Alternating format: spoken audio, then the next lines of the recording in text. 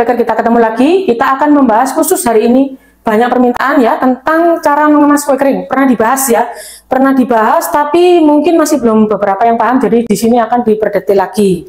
Jadi produksi kue kering, ketika kita kue kering matang, perlakuannya gimana? Jangan diberikan yang namanya angin-anginan ya. Jadi tetap dia suhu ruang, kalau bisa ruangan ber-AC. Kalau nggak bisa suhu ruang kan jangan terkena sama mungkin pintu luar atau jendela, karena dia akan cepat menyerap yang namanya udara ya. Jadi udara itu yang membuat kue kita melempem. Dan kedua, saya temukan beberapa sobat baker yang juga bertanya, Kak, saya ini pernah kursus ya, tapi kok kuenya disuruh besok baru dimasukkan. Jadi saya tidak menyarankan ya. Jadi lebih baik ketika dia sudah suhu ruang. Misal ini adonan ya. Jadi ini adonan ya, kita adonan. Kalian taruh di kulit bagian ini. Bagian pantat adonan taruh gini ya. Oh, dia dingin. Kalau dia dingin, berarti dia harus segera dikemas, dan dikemas pun harus dengan cepat ya. Jadi semua itu yang namanya produk-produk besar yang skala-skala industri itu nggak ada mengemasnya sama nyantai, itu nggak ada ya. Jadi saya harap di sini kita bisa mengedukasi homemade bakery atau bake house atau bake shop ya, yang dari produksi rumahan itu jauh lebih mempunyai nilai kualitas daya jual ya, kayak gitu ya. Jadi ketika kita taruh di kulit yang paling ini sensitif ini, ketika ada dirasa dia masih hangat, jangan dikemas, tapi segera siap-siap untuk mengemasnya. Jadi siapkan dulu absorbernya, siapkan dulu toples-toplesnya, kemasannya, atau mungkin jika disil siapkan dulu semua. Ketika kita letakkan lagi beberapa menit, dia sudah dingin, langsung dikemas, langsung kedap. Jadi kemas dulu semua, baru tutup, langsung disil, kayak gitu ya, disil. Kalau yang pakai sil, kalau paling bagus itu memang kemarin dibahas di akun Instagram ya, itu pakai kemasan PET tapi yang ada segel aluminium foilnya, itu sangat-sangat tahan lama ya, ditambah dengan penggunaan absorber. Di gambar kalau silika itu bisa dipakai boleh ya, tapi lebih baik kalau kita pakai yang absorber. Ini jenis mereknya kebetulan yang kita pakai oxygen absorber ya. Ada yang tulisan Cina warna hijau itu juga sering dipakai. Jadi absorber modelnya gini ya, beda. Harganya selisih banyak sama yang silika gel. Silika gel sangat murah. Masalahnya kalau silika gel itu kurang cocok untuk makanan karena masih kita temukan di bahan-bahan elektronik kayak pengawet sepatu kayak gitu ya. Jadi kayak kurang cocok gitu. Tapi masih bisa dipakai. Tapi dia bukan beda sama oxygen absorber yang model kayak gini. Nah ini kalau kalian beli, ada yang kemasan isi 100 piece, ada yang kemasan biasanya kalau yang supplier langsung isi 200 piece ini, tapi harus 1 dus ya. Jadi harus 1 dus. Nah, nanti kalau kalian pakai, jadi ini sudah habis dipakai ya ini ya, ini langsung disil lagi kayak gini, supaya nanti kalau kalian nggak seal, kalian nggak vakum lagi kayak gini, nanti dia akan tidak berguna karena sudah menyerap oksigen. Jadi pemakaiannya nanti tergantung untuk besaran toples. Ada 50 cc, 100 cc, 200 cc ya sobat. Ini contohnya ya, toples 500 gram. Ini kalau kalian punyanya yang 50 sampai 100 cc bisa dipakai kan 2 gitu ya. Ini harusnya, nah kayak gini ya, cara pemakaiannya kayak gitu. Tapi jangan lupa ya, ketika kita mengemas yang namanya absorber atau toples PET itu cuma 2 bahan yang masih menjadi penunjang. Jadi paling menunjangnya itu juga keseluruhan SOP-nya. Jadi mulai dari produksinya harus bersih, harus kering, mulai dari sele-seleannya juga harus sampai kering, sampai set kayak gitu ya adonannya. Terus pemanggangan juga harus sempurna kayak gitu ya. Jadi kalau pemanggangannya kita setengah matang sudah dimasukin PET sama dikasih absorber itu tetap sama. Jadi kayak gitu ya. Dan semua jenis kue kering harus dengan benar-benar ditakar. Kalau kita pakai kulit ini ya, kalau kita pakai kulit ini masih kerasa kebas ya, jadi tebal. Tapi kalau kita pakai ini, kita tahu dia suhu ruang atau masih hangat. Nanti takutnya kalau pakai ini, kita, oh itu hangat tapi kelihatan dingin. Nah nanti terjadi yang namanya menguap, ada penguapan semua nggak kelihatan di toples ya. Meskipun sudah itu PET, nanti dia itu akan menimbulkan yang namanya lembab dan akan menjadi jamur, jika bakalnya jamur kayak gitu ya. Dan kemudian meskipun nggak berjamur, produk kalian itu akan melempem. Jadi nanti akan kerasa kayak keresnya nggak ada kayak gitu ya, kecuali memang yang model-model jenis kue-kue yang dengan selai memang dia nggak bisa keras kayak gitu ya. Terus jangan lupa juga waktu mengemas, ketika kita memakai toples yang manual, cek benar-benar toplesnya. Jadi jangan sampai langsung ditempati. Pernah dibahas, nanti kita taruh di caption ya keterangannya ya, gimana memperlakukan toples kayak gitu ya. Jadi toples itu jangan dicuci, toples jangan dicuci kayak gitu ya, karena dicuci itu akan membuat tambah residu kimia. Kalau kita pakai sabun atau pakai cairan apapun itu tambah dilarang, karena kalau di PIRT pun kita akan diedukasi bahwa makanan tidak boleh dicampur dengan aneka sabun kayak gitu ya. Jadi jangan dicuci, ada di caption bawah nanti khusus untuk penanganan toples, kalian bisa cek sendiri. Lalu setelah kita jelas masalah toples, kita harus ngecek ya bahwa tidak boleh ada retaan, karena ketika ada retaan atau mungkin sel tip kita itu kurang bagus mereknya, semut itu bisa tembus ya, semut itu bisa tembus kalau kita mungkin kalau ada yang pakai karyawan gitu ya, mungkin harus benar-benar dikontrol. Jadi kenapa itu ada yang namanya bagian pengontrolan mutu produk kayak gitu ya, karena tujuannya ketika kita nggak benar mengemasnya, kualitas mutu produk itu akan menurun. Kalau kita nggak benar memproduksinya, kualitas produk itu akan menurun. Jadi bukan dalam artian kalau kita pakai absorber, oh bisa tahan berapa lama ya Kak? Oh 3 bulan, 4 bulan.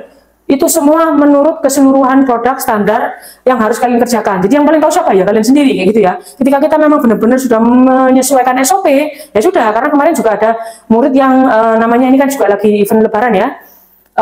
Itu dia memanggang kue kering tanpa laporan gitu ya. Kemudian tiba-tiba dia sudah kasih foto dikemas kayak gitu ya, dikemas dan sudah banyak lagi kayak gitu ya. Dia belum dia bukan pemula sih, cuma sudah memegang resep beberapa, cuma baru kemarin join ke kelasnya 12 butter cookiesnya kita ya. Kemudian kaget waktu di foto, saya lihat itu loh, kenapa kok ini kok kelihatannya masih mentah donannya lah, mateng kayak gitu ya dalam hati. Langsung saya chat orangnya, loh Kak, tolong bisa dibelah dua, tengahnya sama bagian pantatnya adonan kayak gitu ya. Ternyata memang beneran gitu ya sobat baker ya, dia mengemas dengan kondisi kue itu belum matang sempurna. Jadi saya tanya kenapa kok mengemas dengan cara kayak gini, padahal kan di video dan di PDF itu sudah ada contohnya ya. Kalau matang sempurna tuh harus warnanya golden, dan juga sudah dibahas di akun yang sebelumnya tentang kue yang matang itu gimana, ada gambarannya juga di situ, kalian bisa cek-cek di YouTube-nya ya. Jadi dia memakai patokan lamanya, yaitu dia bilang dulu saya pernah ikut kursus kayak les gitu ya, jadi kayak bukan kursus penyuluhan kayak gitu ya di toko kue gitu ya. Katanya kalau memang roti kue kayak gini tuh harus seperti ini Kak. Nah itu saya bingung di situ ya. Jadi yang namanya mengemas kue itu juga termasuk standar bagaimana kue itu benar-benar sebelum dikemas dia harus matang kayak gitu ya. Jadi sobat baker bisa benar-benar lebih banyak belajar lagi bahwa kalau kita itu mau berjualan dan kita mau sukses dalam berjualan, sebelum kita menjual kita harus tahu dulu ya produk itu matang atau belum. Lalu ketika ada patokan-patokan lama, kalian harus mau belajar, jangan merasa patokan yang lama itu benar, karena kalau patokan yang benar yang lama itu benar nggak masalah, tapi kalau patokan yang benar itu nggak sama sekali nggak relevan, jangan dipakai. Karena apa? Nanti yang rugi kalian sendiri, kehilangan pembeli, kemudian juga produknya bisa bulukan kayak gitu ya, bisa berjamur. Jadi kayak gitu cara mengemasnya harus satset. Setelah dikemas pun, setelah diisolasi atau di double tip, atau juga di bukan double tip ya, diisolasi atau di vakum atau diapain ya, itu juga penyimpanannya juga jangan ditempatkan di suhu yang lembab atau yang terkena sinar matahari langsung, karena itu akan merubah tekstur, warna, dan juga rasa dan aroma kayak gitu ya. Tapi kalau kita pakai toples PET yang benar-benar PET ya, dia itu menjaga keharuman daripada produk kita. Jadi ketika dia dibuka, baunya kayak milky, baunya kayak bener-bener vanilla bener kayak gitu ya. Itu kelebihan toples PET. Tapi kalau toples yang kita pakai toples biasa, itu masih kayak mikronnya itu masih mungkin nggak kelihatan mata, tapi masih bisa lolos ya. Jadi udara masih bisa masuk dan keluar kayak gitu ya. Meskipun dalam hal mata kita nggak bisa melihatnya kayak gitu ya. Jadi berhati-hati dalam mengemas, jangan sampai mengemasnya itu menunggu besoknya atau nanti enak-enakan setelah dipanggang. Kalau nanti melempem kalian panggang lagi, nggak kayak gitu ya. Teorinya nggak seperti itu. Jadi kalau kita mau enak-enakan, kita misal hari Minggu, kita mau libur ini, tiba-tiba paginya sempat ini manggang baking beberapa jenis kue untuk ditaruh di depan rumah kita. Mungkin kita punya big house ya, habis merintis gitu ya. Kemudian kita karena Minggu, tiba-tiba ada keluarga datang atau mengajak kita jalan-jalan. Kemudian biarin dah kita taruh di rak-rak gitu ya kuenya, lalu nanti setelah pulang nanti baru aku kemas kayak gitu ya. Nah itu jangan ya. Kalau dikemas tiba-tiba dirasain, loh kok sedikit lempem ya, terus kita panggang ulang. Bukan seperti itu teorinya membuat kue kering kayak gitu ya.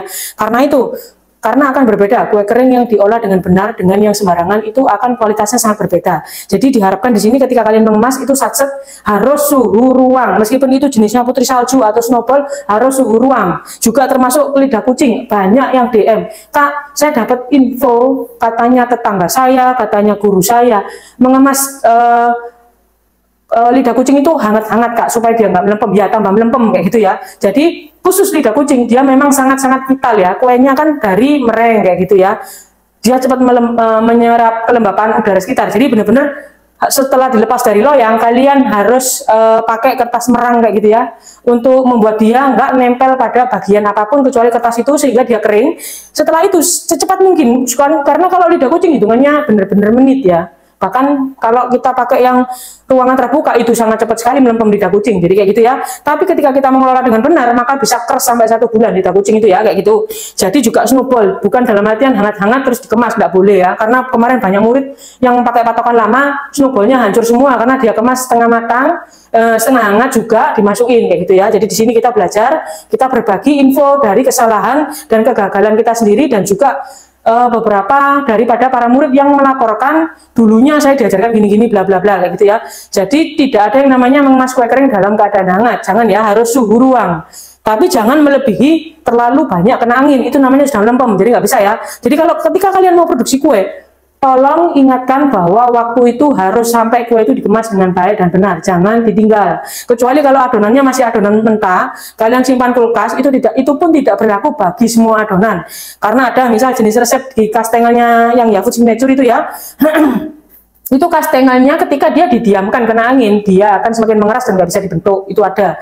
Karena ada beberapa adonan yang nggak bisa disamakan, kemudian kecuali yang jenis kayak sebel cookies, nah itu memang iya harus dibentuk dulu lalu di kulkas. Jadi kenali ya, mungkin ke depan kita akan lebih bahas detail kalau ada waktu tentang semua jenis adonan kayak gitu ya. Oke, jadi jangan lupa ketika mengemas kita harus benar-benar suhu ruang. Oke, see you.